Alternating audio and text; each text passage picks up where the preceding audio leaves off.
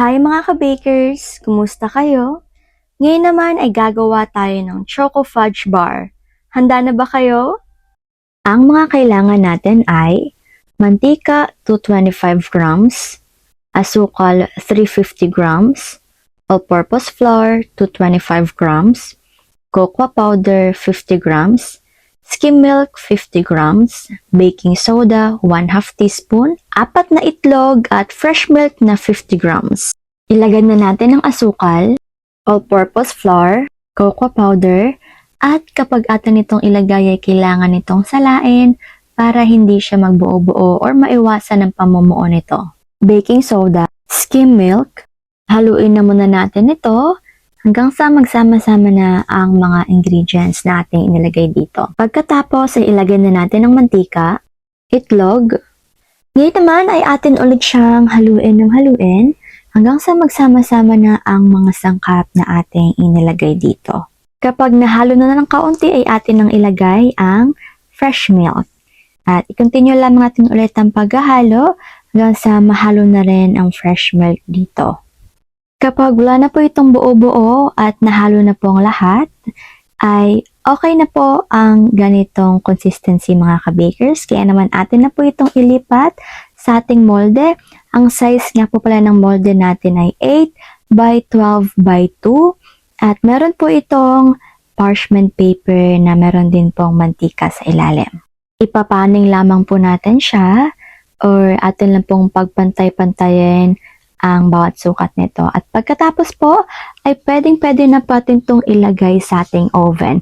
Ang oven temperature nga po pala ay 170 sa taas, 200 sa baba at ang baking time is 40 minutes. At after 40 minutes ay luto na po ang ating cake at atin na po siyang palamigin. Habang pinapalamig ay gagawa na po tayo ng icing. Ang kailangan lang po natin nito ay condensed milk 1 lata, cocoa powder 15 grams, cornstarch 15 grams, 2 itlog at butter na 20 grams. Choco fudge icing nga po pala ito. Ilagay na natin ang cornstarch, cocoa powder, kaunting condensed milk, at atin ito ulit haluin. Lagyan ulit natin ng condensed milk at haluin ulit. Pagkatapos ay maglagay ulit tayo ng condensed milk at haluin ulit. Ginagawa natin ito para hindi magbuo-buo ang ating cornstarch at cocoa powder. Egg yolk, atin na muna itong haluin ulit. Ngayon naman ay maglagay na tayo ng butter at pag inilagay na natin ito ay kailangan natin itong ilipat sa ating kalan at buksan na natin ng apoy. Ang apoy nga pala nito ay medium heat at hayaan lang po natin itong maluto na or pag lumapot na po siya at kulong-kulo na po siya ay okay na po siya. Ngunit kailangan po natin itong haluin ng haluin para po hindi po masunog ang ating icing. Ayan, at dahil kulong-kulo na po ito at malapot na po siya ay pwede na po natin patayin ng ating kalan at atin na po itong palamigin. Kapag malamig na ay atin na pong kuhanin ng cake at tanggalin na po natin ito sa ating molde. Pagkatapos naman po nito ay atin na po itong ibabaliktad dahil ngayon naman po ay atin na po muna siyang hahatiin. Yung hati naman po ay nakadepende na rin naman po sa inyo kung gaano po kadami or ilan po ang gagawin yung hati dito. Pwede nyo rin naman pong hatiin to ng mga 20 pieces. At pagkatapos naman po atin itong hatiin ay maglalagay na po tayo ng ating choco fudge icing.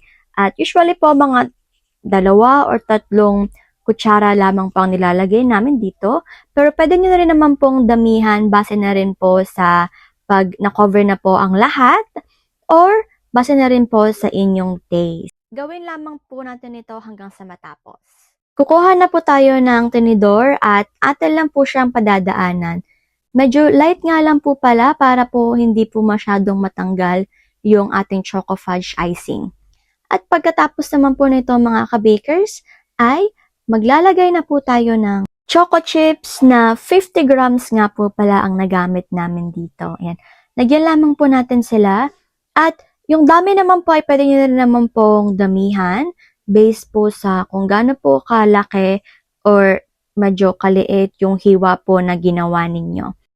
Gawin lamang po natin ito hanggang po sa matapos na tayo. Pagkatapos naman po ay atin na po siyang ilalagay sa paper cup. Yan, para po mas maganda po siyang ibenta. At ibenta po talaga natin ito ng isa-isa. At syempre, ito na po ang kanyang itsura.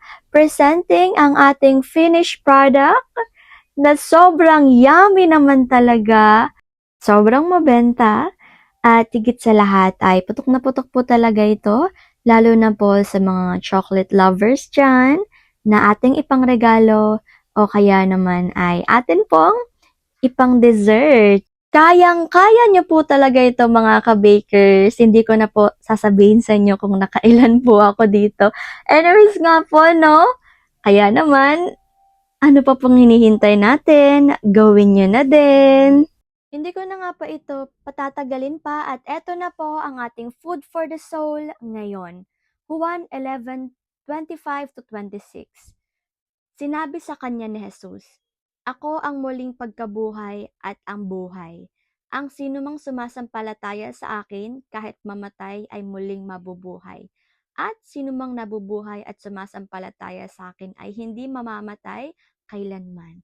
Naniniwala ka ba sa sinabi ko? Amen. Opo, Panginoon, naniniwala po kami sa inyong sinabi. Dahil ikaw ang aming tagapagligtas, Panginoon at Kristo, magpakailan pa man. Kaya naman hanggang dito na lang po muna ako. Paalam muna. Take care at higit sa lahat ay God bless.